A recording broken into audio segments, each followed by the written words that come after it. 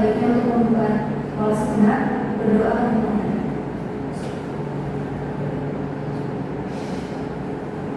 Berdoa selesai. Materi kita hari ini adalah membaca nyaring teks present yang pertama. Di sini sebelum kita menjelaskan, apakah ada yang tahu pengertian dari membaca nyaring? Membacanya sama simulasi. Ya, betul. Baiklah, di sini aku akan menjelaskan ya, anak-anak.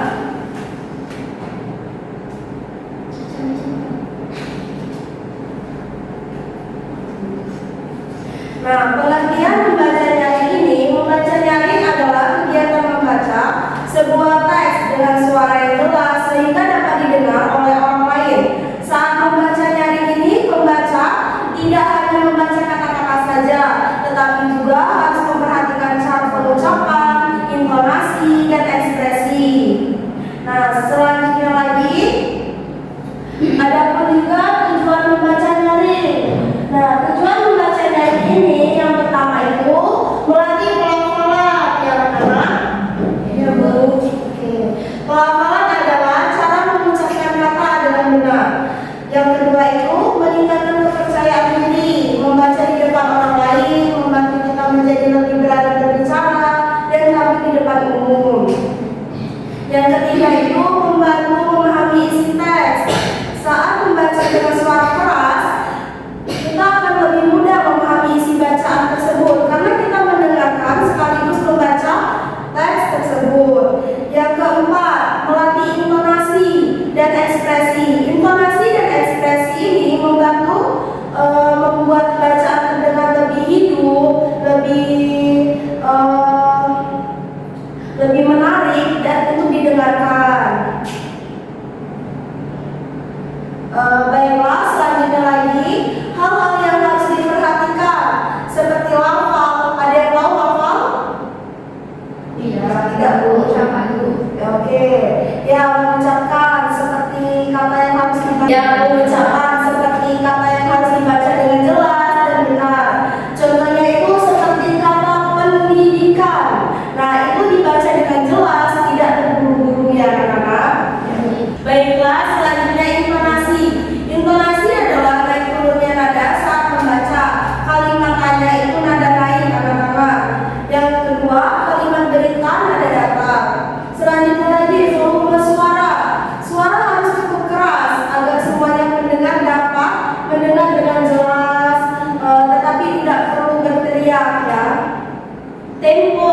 Tempo ini cepat atau lambatnya membaca.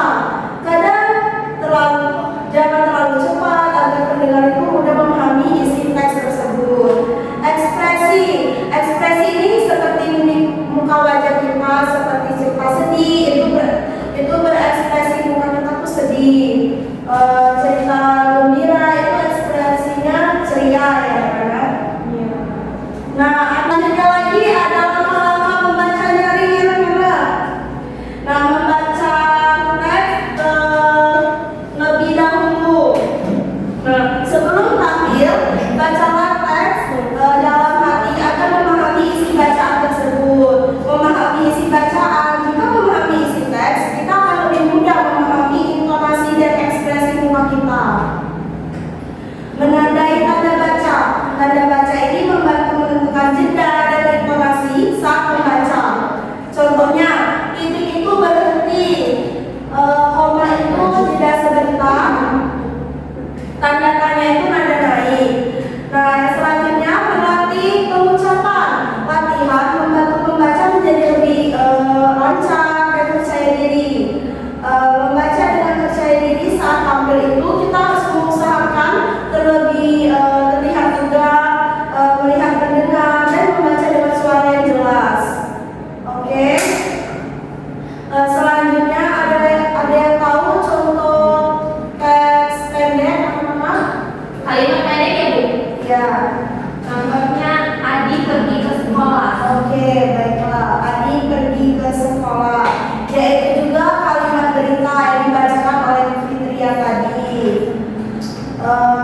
Contoh teks pendek, kalimat berikut pun juga ada yang seperti ini. Contohnya anak-anak, pagi ini sekolah terlihat bersih dan rapi. Semua siswa bekerja membersihkan kelas sebelum pelajaran dimulai. Seperti itu anak-anak. Paham anak-anak? Oke, Nova baca kalimat seru. Wah, indah sekali pemandangan ini.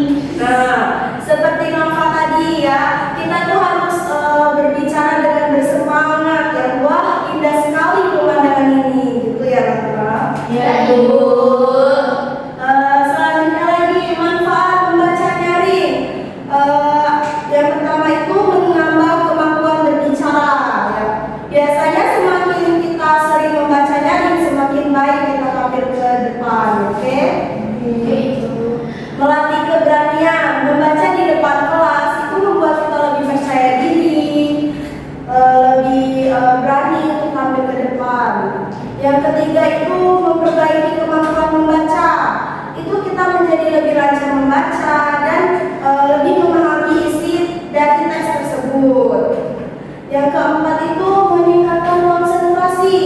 Saat membaca nyaring, itu kita harus fokus agar tidak salah membaca. Paham? Baiklah, kesimpulan dari Ibu, ini membaca nyaring ini adalah kegiatan membaca dengan suara jelas agar dapat didengar oleh orang lain. Dalam membaca nyaring perlu memperhatikan lafal, intonasi, volume,